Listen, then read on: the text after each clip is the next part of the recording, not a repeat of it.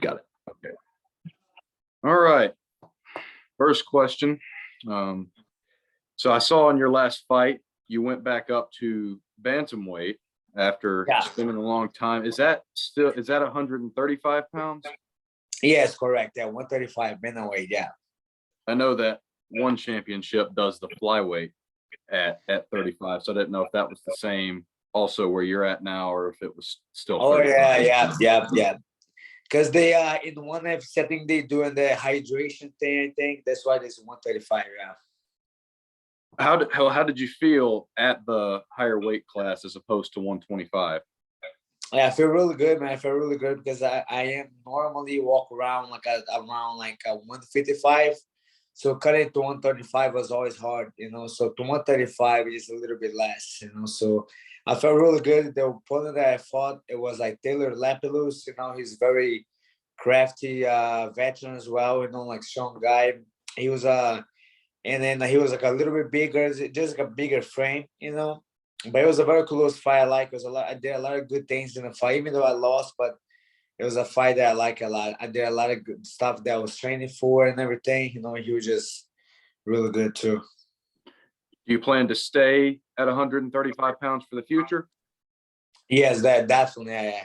Especially as I get older, I don't want to go, get drastic on weight cuts and stuff, Do you have a date in mind for when you might want to get back in the cage? Yeah, my fight here in San Diego, California for Cage Warriors. They're gonna be having a show March 4th, the 4th. So hopefully I can get opponent. I haven't get opponent yet, but then we are in talks.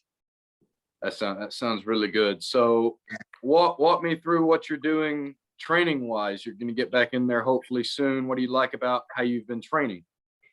Yeah, training's going good, man. Pretty much everybody just got back together this week, and now we are training here in San Diego, the old Alliance MMA team, like myself, Dominic Cruz, Jeremy Stevens.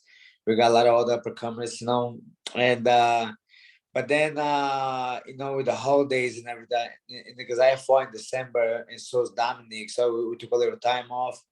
And this past week, a lot of people was having COVID and whatnot. So we just got back this week, But we're really excited for the year, Got a lot of good tournaments coming up.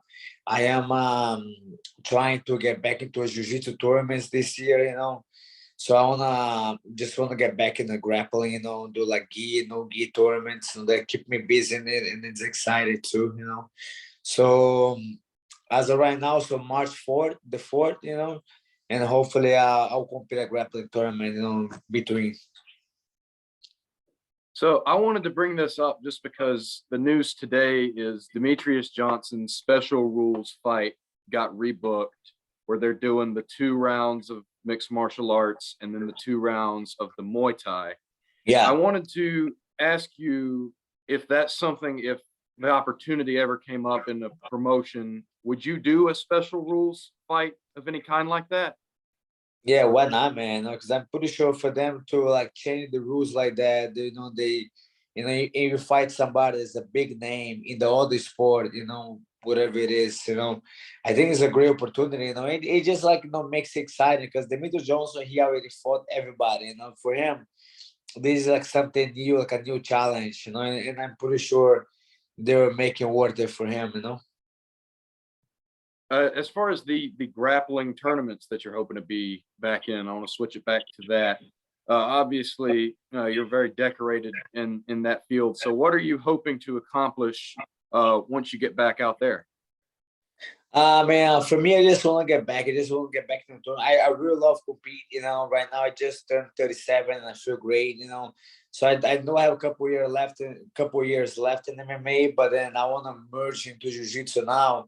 Because when I retire from MMA fighting wise, I'm just gonna be competing jiu-jitsu, So the sooner I get back to the tournaments, the better, And then it's just fun, because you can compete, you can travel, and at the same time, just I teach classes and stuff, so I get to motivate my students to do so, As far as the grappling is concerned, what's the situation with the what weight? Do you do it in weight classes there as well? Yeah. So like I say, I walk around normally around 150, between 50, like around 55. So then I'm definitely gonna be competing at that weight class more or less between 150 and 160. For grappling, I don't like to cut that much weight. I feel like I'm always gonna have problems with the high and lanky guys because I'm sure, but I feel really strong and I feel that when I don't cut that much weight, my cardio is really good. So like in grappling, we don't. You have guys they do cut weight and die, but they don't do as much as the MMA guys are used to. Mm-hmm. What specific things can you do more as a result of having to cut less weight? When you cut less weight, you just like I feel that you have way more energy. And then when it comes down to grappling, I just feel that I just feel normal. Like how many rounds I'll do at the gym, I'll do like it'll be just a normal day, of me training. When you do especially when you relate to the water, when you do like a lot of water cut, when you cut that much water you 24 hours it's not enough to hydrate yourself. So in jiu-jitsu a lot of times you don't have that time. That's why it's not smart to cut that much weight. Sometimes it's like wrestling. You weigh in and you compete literally minutes after you just weigh in.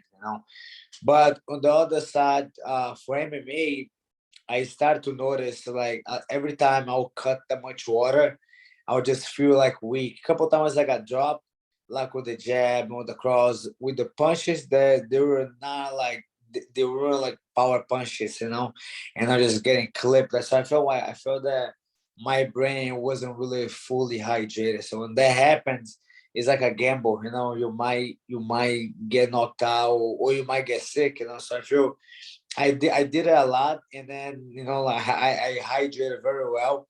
But even when I felt that hydrated well, I didn't feel that my body was 100%. It was just like just cut too much water. I will literally cut 10 pounds of water. It's just a lot. Do you have a number of fights that you maybe want to get in 2022?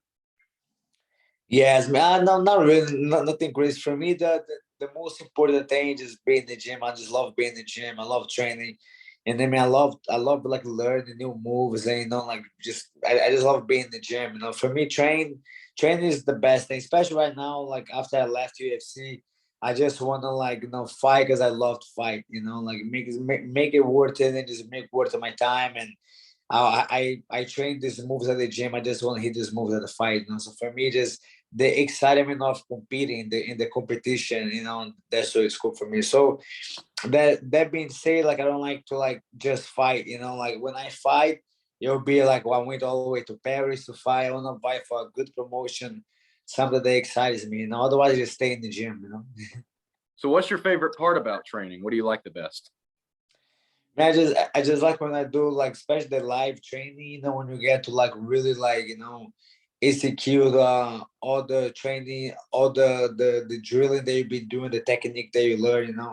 I just like that. I just like to be in a good shape too. Like me being in the gym, I just constantly in a good shape. Which before I used to take long breaks between fights, and I felt that I paid the price for.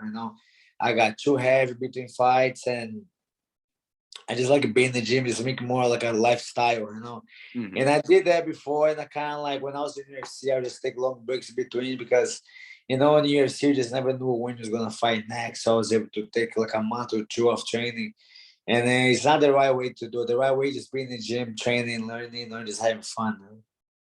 Is there anything that you've done differently as far as preparing for fighting since you left the UFC?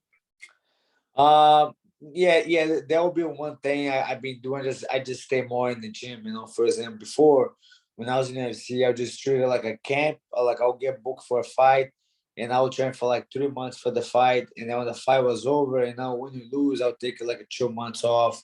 I'll just take long breaks. And I felt that I just put on a lot of weight and just and every time I'll come back into training, they're just like start from zero, which now I'm being in the gym, like I'll fight and then I'm in the gym the week after, a couple of days after, if I don't have any injuries. And I'm constantly learning so that it doesn't really feel that I have to go super hard. I'm just like going like 60, 70, 80%. through the whole year around instead of like be 0 and 100, you know. So I feel on my body it's just easier like that.